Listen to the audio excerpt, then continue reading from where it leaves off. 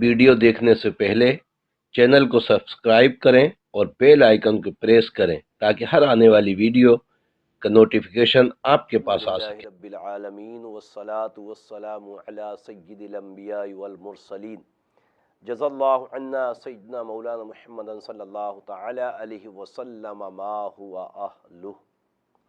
अल्हम्दुलिल्लाह अज़्ज़ वजल, आप मेरे तावीज़ात की मुख्तलिफ़ उन्वान पर वीडियोज़ देख रहे हैं और न सिर्फ देख रहे हैं बल्कि इंशाअल्लाह मुझे उम्मीद है कि इनको देखकर तावीज़ बनाकर इस्तेमाल भी कर रहे हैं और रब अज़्ज़ वजल अपनी रहमत से आपको इसका फ़ायदा भी अता फ़रमा रहा है। मुख्तलिफ़ वीडियोज़, मुख्तलिफ़ उन्वानात आप समात करते रहते हैं।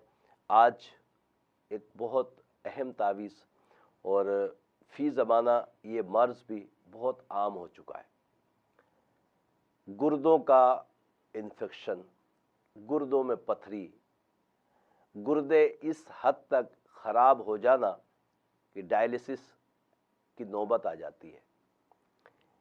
एक तो दुनियावी तौर पर इन अमराज को बाज़ लोग खुद ख़रीद रहे हैं, मतलब खुद अपने लिए इन अमराज यानी गुर्दे के मुख्तलिफ़ बीमारियों का, इन्फेक्शन का, पथरी का, डायलिसिस का इस नौबत पर पहुँच रहे हैं। उसकी वजह खुद भी इंसान है। एहतियाती तदबीर हम अपने लिए सोचते तो हैं कि हमारी ज़िंदगी लंबी हो, हम सेहतमंद रहें, सब कुछ हमारी चाहते हैं, मगर अमली तौर पर हम बहुत दूर हैं। आज गुटखा और मावा, जिसके लिए मैं अल्हम्दुलिल्लाह अज़्ज़ वजल ज़ाती तौर पर इस वक्त की गवर्नमेंट से बड़ा मुतमईन हूँ कि बहुत अच्छा ऑपरेशन किया गया है गुटखे और मावे के ख़िलाफ़। ये इतना डेंजर है, छालिया जो हम सड़ी गली जो हम देख कर, अगर हम देख लें ना इस्तेमाल से पहले, तो शायद इस छालिया को हम मुंह के करीब भी ना लाएं, मगर गुटखे में इस्तेमाल होने के बाद हम उसको बड़ा मज़े ले लेकर खा रहे होते हैं। और बाज़ लोग गुटखे का नाम को बदल कर मावा रख दिया गया है, मावा खा रहे हैं। मावा हमारे बड़े बूढ़े जो है ना, वो मेवा बोला करते थे किसको, जो बहुत ज़्यादा पसंद किया जाता था। क्या खोपरा है, सूखा हुआ खोपरा खाते थे, और अपने काजू खाते थे, बादाम खाते थे। मैंने तो बचपन से यही सुना कि इसको मेवा बोलते हैं, मगर आजकल के नौजवान गुटखे को, जिसको बिला मुबालगा जहर करार दिया गया है कि ये स्लो पॉइजन इंसान को मुख्तलिफ अमराज में मुब्तला कर देता है, इसको मावा कह के खाते हैं कि मावा खा रहे हैं। तो दुनियावी तौर पर जहां हम अपनी सेहत का ये चाहत होती है हमारी कि हम अच्छे फिट रहें, तंदुरुस्त रहें, सेहत अच्छी रहे, कोई मर्ज़ ना हो, और फिर ऐसी चीज़ों को इस्तेमाल करना कि जिससे अमराज पैदा होते हैं, मर्ज़ नहीं, अमराज, बहुत सारे मर्ज़ पैदा होते हैं, उसको खूब इंजॉय करके खाते हैं। पहली तो ये एहतियात ज़रूरी है कि इससे बिल्कुल परहेज़ करें। और दूसरी चीज़ ये कि नॉर्मली भाई बहनों को कम से कम 12 से 14 गिलास पानी रोज़ाना पीना चाहिए।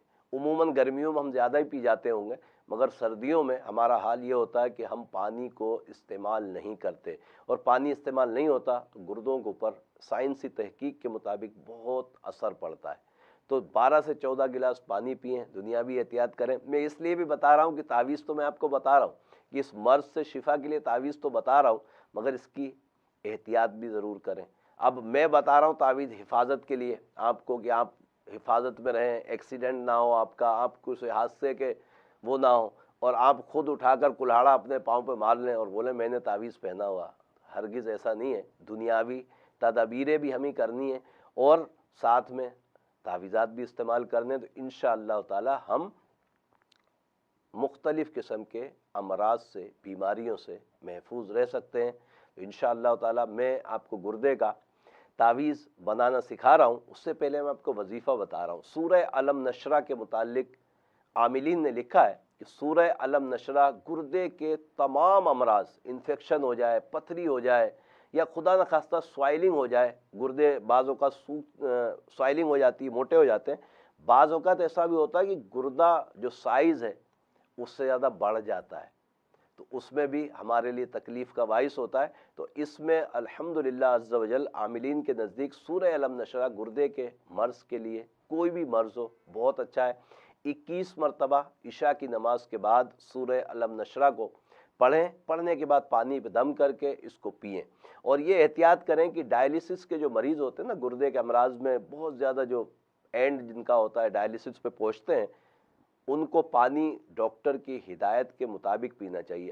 نارمل انسان کو جو گردے کے مرض میں مبتلا ہے 12 سے 14 گلاس پانی پیے تو انشاءاللہ گردے اس کے واش ہوتے رہیں گے۔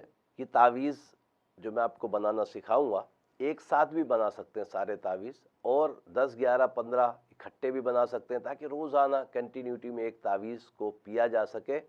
انشاءاللہ تعالی اللہ کی عطاؤں سے امید ہے کہ اس تعویذ سے آپ کو ضرور شفا نصیب ہوگی۔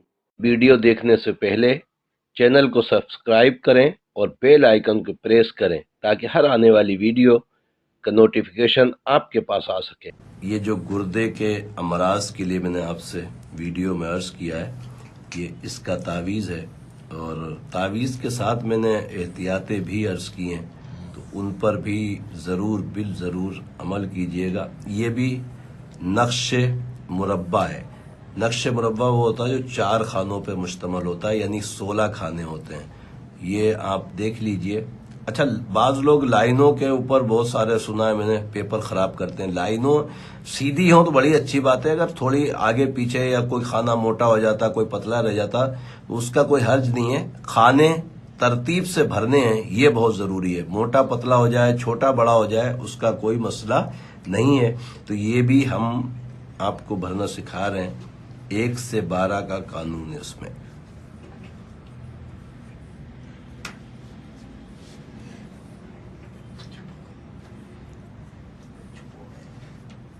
یہ آپ نے دیکھ لیا، 1 سے 12 تک میں نے اسی طریقے سے جو نقش مربع کی چال ہے اس حساب سے بھریں، باقی عدد قانون کے مطابق انشاءاللہ آپ دیکھ لیجئے کس طریقے سے بھرنا ہے، اسی طریقے سے آپ اس میں بھر دیجئے گا، اللہ کے عطا سے کرم ہوگا۔ 1 2 3 9 5 1 2 3 9 6 1 2 3 9 7 1 2 3 9 8۔ یہ تعویذ الحمدللہ پورا ہو گیا۔ آپ اس کو بنائیے گا، پیجئے گا، اللہ کے عطا سے انشاءاللہ ضرور کرم ہوگا۔ الحمدللہ عز و جل، مجھے امید ہے کہ آپ نے تعویذ بنانا سیکھ لیا ہے، اور احتیاطیں میں آپ کو بتا رہا تھا، میں نے خود بھی دیکھا اور دوستوں نے بھی بتایا ہے، اور مختلف پاکستان کے شہروں میں جانا آنا بھی یقینی طور پہ ہوتا ہے۔ جو کراچی میں گٹکے سیل ہوتے ہوئے اور کھاتے ہوئے لوگوں کو دیکھا ہے، شاید پاکستان کے دوسرے شہروں میں اس قدر گٹکے نہیں ملتے۔ وجہ کیا ہے؟ وجہ میرے دوستوں نے مجھے بتائی کہ اس گٹکے کھانے میں، یوں تو کراچی والے بہت کھاتے ہیں، مگر معذرت کے ساتھ میری کثرت سے دوستیاں ہیں میرے میمن بھائیوں سے۔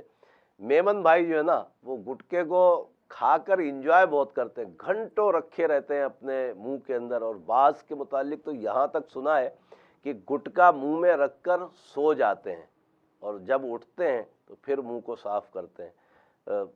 ایک تو اخلاقی طور پہ بہت برا ہے کہ جب آپ اس طرح کے گٹکے یا ماوے یا بہت زیادہ پان کھانے والے جو لوگ ہوتے ہیں، جب کسی سامنے والے سے گفتگو کرتے ہیں نا، تو گفتگو میں مزہ نہیں آتا، بلکہ سامنے والا بیزار ہو جاتا ہوگا میرے خیال سے، اس لیے کہ اس میں خوشبو تو آنے سے رہی، گٹکے میں بدبو ہی آئے گی، تو لوگوں کو پسند نہیں ہے جن کو اس کا تعلق نہیں ہے گٹکے کا۔ تو دنیاوی طور پر بھی میرے حساب سے اخلاقی طور پہ بھی بہت برا ہے۔ احتیاط کریں، اپنی زندگی کو عظیم جانیں جو رب کریم نے ہمیں عطا فرمائی ہے، اور اس میں زیادہ سے زیادہ نیکیاں کریں۔ یہ کیا گناہوں کے چکر میں پڑ گئے؟ یقینی طور پہ یہ گناہ بھی ہے، اس لیے کہ جو ایسی اشیاء جو جسم کو نقصان پہنچا رہی ہیں، اس کے کھانے سے ہماری شریعت جو ہے نا کبھی بھی ہمیں اجازت نہیں دے سکتی، اس لیے کہ شرعی طور پر ہمیں اپنے جسموں کو رب عز و جل کی عبادت کے لیے ہمہ وقت تیار رکھنا ہے۔ جب ہم ایسی اشیاء کھائیں گے اور اندر سے اور باہر سے کمزور ہو جائیں گے، پھر رب کی عبادت کس طرح کر پائیں گے؟ رب کریم ہمیں عقل اور شعور عطا فرمائے کہ ہم ایسے فضول کاموں سے جس سے خود اپنے کو نقصان ہو رہا ہے بچنے کی کوشش بھی کریں اور رب سے دعا بھی کریں کہ وہ ہمیں ایسے کاموں سے بچائے. آمین یا رب العالمین.